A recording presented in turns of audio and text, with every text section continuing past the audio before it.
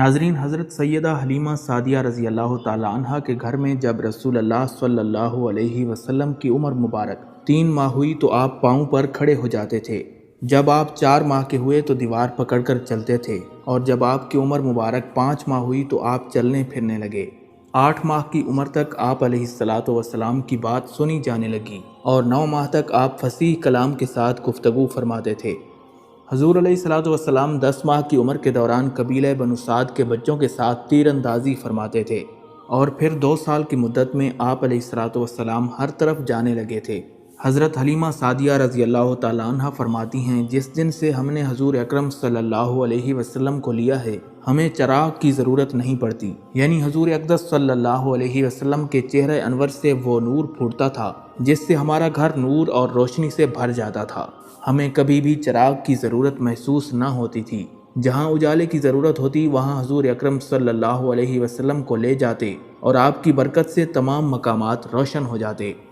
حضرت حلیمہ سعدیہ رضی اللہ تعالیٰ عنہ فرماتی ہیں، جب رسول اکرم صلی اللہ علیہ وسلم میری گود میں ہوتے اور بکریاں باڑے سے نکلتیں تو ایک ایک کر کے بکری آتی اور آپ کو سجدہ کرتی، آپ کے احترام میں ماتھا لگاتی اور پھر چراگاہ کی طرف چلی جاتی۔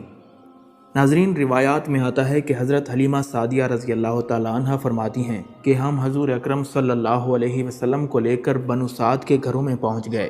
ہماری زمینیں بہت زیادہ خشک تھیں اور ویران ہی رہتی تھیں، مگر جب میں حضور اکرم صلی اللہ علیہ وسلم کو لے کر پہنچی تو میری بکریاں جو کمزور تھیں اور جنہیں ٹھیک طور پر چارہ نہیں ملتا تھا، وہ دودھ سے بھری ہوئی واپس آئیں۔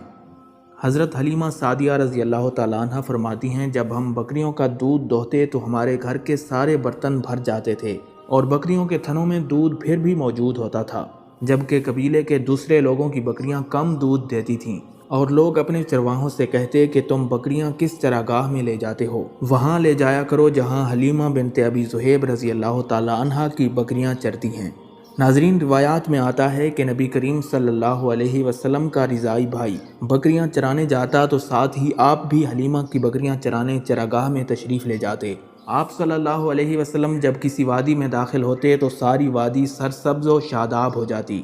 آپ بکریوں کو پانی پلانے کے لیے کنویں پر آتے تو پانی خود بخود نکل کر کنویں کے منہ تک آ جاتا، اور جنگلی جانور آپ کے پاس آ کر آپ کے قدموں کو چومتے تھے۔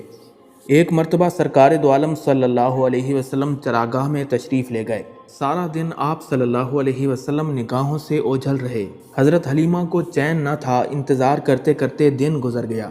حضرت حلیمہ سعدیہ رضی اللہ تعالیٰ عنہ کے دل میں وسوسے اٹھنے لگے۔ شام ہونے لگی تھی، سرکار مدینہ صلی اللہ علیہ وسلم نہ لوٹے تو حلیمہ سعدیہ نے حضور علیہ الصلوۃ والسلام کی رضائی بہن سے کہا، شیمہ مجھ میں اب صبر نہیں رہا، میں جا رہی ہوں۔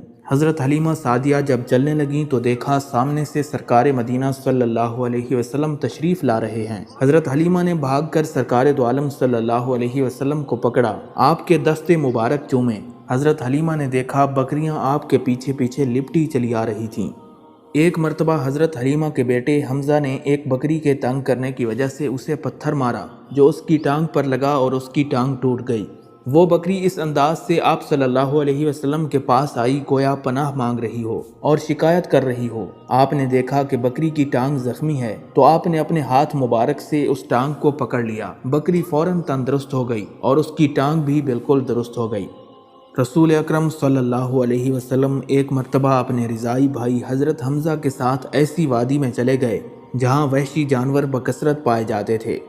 تھوڑی دیر بعد دیکھا کہ ایک بہت بڑا شیر دھاڑتا ہوا آ رہا ہے اور اچھل کر ان پر حملہ کرنا چاہتا ہے، لیکن جب اس نے رسول خدا صلی اللہ علیہ وسلم کو دیکھا تو آگے بڑھا اور آپ کے سامنے جھک گیا، آپ کے قدموں میں بیٹھ گیا اور بڑی فصاحت اور خوش بیانی کے ساتھ کہنے لگا، اے محمد صلی اللہ علیہ وسلم، آپ پر سلام ہو۔ پھر رسول اللہ صلی اللہ علیہ وسلم نے شیر کے قریب ہو کر کان میں کچھ کہا تو شیر دوڑتا ہوا واپس چلا گیا۔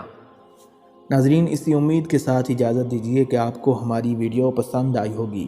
ملتے ہیں بہت جلد ایک نئی تاریخی اور تحقیقی ویڈیو کے ساتھ۔ اللہ رب العزت آپ کا حامی و ناصر ہو۔